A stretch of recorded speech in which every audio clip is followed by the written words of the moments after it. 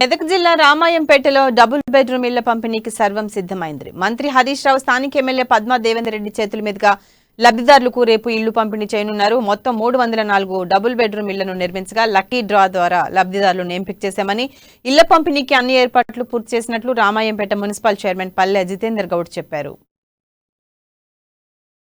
314 ఇల్లు నిర్మాణంకు కృషి చేసిన మా రామాయంపేట మున్సిపల్ చైర్మన్ పల్లె జితేందర్ గౌడ్ గారికి మరియు మా యొక్క 11వ వార్డు తరపున మరి రామాయంపేట మున్సిపల్ తరపున ధన్యవాదాలు తెలియజేస్తున్నాను.